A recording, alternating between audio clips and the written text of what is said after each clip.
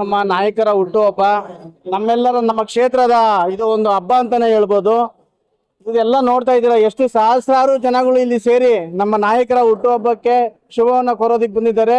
ಅವ್ರ ಮನೆ ಹಬ್ಬದ ತರ ಇವತ್ತು ಇಲ್ಲಿ ಆಚರಣೆ ಮಾಡ್ತೀವಿ. ನೋಡ್ತಾ ಇದ್ದೀರಾ ಎಲ್ಲ ಜನಗಳು ಯಾವ ತರ ಆಚರಣೆ ಮಾಡ್ತಾ ಇದ್ದಾರೆ. ನಮ್ಮ ನಾಯಕರು ತುಂಬಾ ಖುಷಿ ಆಗ್ತದೆ. ಅವ್ರು ಏನು 5 ವರ್ಷ ಅಧಿಕಾರ ಇದ್ದಾಗ ಈ ಕ್ಷೇತ್ರಾದ್ಯಂತ ಓಡಾಡಿ ಅವರು ಈ ಕ್ಷೇತ್ರನ ಒಂದು ಉನ್ನತ ಮಟ್ಟಕ್ಕೆ ಕೊಂಡೊಯ್ಬೇಕು ಅಂತೇಳಿ ಒಂದು ಕನಸನ್ನ ಕಟ್ಟಿದ್ರು. ಮುಂದಿನ ದಿನಗಳಲ್ಲಿ ಅದು ನನಸಾಗ್ತದೆ ಅಂತೇಳಿ ನಮ್ಗೆಲ್ಲ ಭರವಸೆ ಇವತ್ತು ಗೊತ್ತಾಗ್ತಾ ಇದೆ. ಅವರು ನಮ್ಮ ಧೀಮಂತ ನಾಯಕರು, ನಮ್ಮ ಜನಸ್ನೇಹಿ ನಾಯಕರು.